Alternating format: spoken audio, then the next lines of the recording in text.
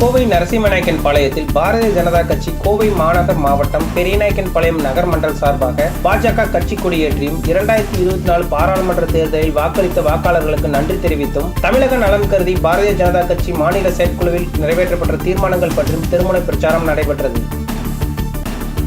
பாரதிய ஜனதா கட்சி கோவை மாநகர் மாவட்டம் பெரியநாயக்கன் பாளையம் நகர் மண்டல் சார்பாக நரசிம்மநாயக்கன் பாளையத்தில் பாரதிய ஜனதா கட்சி கொடி ஏற்றப்பட்டது.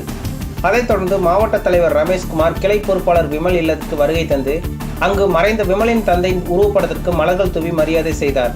அதைத் தொடர்ந்து நரசிம்மநாயக்கன் பாளையம் பேருந்து நிறுத்தத்தில் திருமுனை பிரச்சாரம் துவக்கப்பட்டது. இந்த நிகழ்ச்சியில் மண்டல தலைவர் மகேந்திரராஜ் தலைமை தாங்கினார். சிறப்பு விருந்தினராக மாவட்ட தலைவர் ரமேஷ்குமார் சிறப்புரையாற்றினார். இந்நிகழ்ச்சியில் பிரச்சார பிரிவு மாநில செயலாளர் VN ராஜன், பிரச்சார பிரிவு மாநில செயலாளர் முரளிதரன், மாவட்ட பொதுச் செயலாளர் திருநாவுக்கரசு, மாவட்ட பொதுச் செயலாளர் பிரீத்தி லட்சுமி, மாவட்ட துணைத் தலைவர் மகாலட்சுமி, மாவட்ட செயலாளர் யோகேஷ், மாவட்ட செயலாளர் சவுந்தரராஜ், பிரச்சார பிரிவு மாவட்ட தலைவர் வேணுகோபால், மாவட்ட இளைஞரணி தலைவர் கிருஷ்ணபிரசாத், மாநில பொதுக்குழு உறுப்பினர் செல்வராஜ், மண்டல் பொதுச் செயலாளர் குணசேகரன், முருகானந்தம், மண்டல் பொருளாளர் பிரதீப் மற்றும் மாநில பொறுப்பாளர்களும் மாவட்ட பொறுப்பாளர்களும் மாவட்ட அணி பிரிவு பொறுப்பாளர்களும் மண்டல் பொறுப்பாளர்களும் மண்டல அணி பிரிவு பொறுப்பாளர்களும் மற்றும் பாரதிய ஜனதா கட்சி தொண்டர்களும் நிகழ்ச்சியில் கலந்து கொண்டனர். நரசிம்மநாயக்கன் பாளையத்தை தொடர்ந்து ராக்கிபாளையம், பெரியநாயக்கன் பாளையம், வீரவாண்டி பிரிவு உள்ளிட்ட பகுதிகளிலும் திருமுனை பிரச்சாரம் நடைபெற்றது.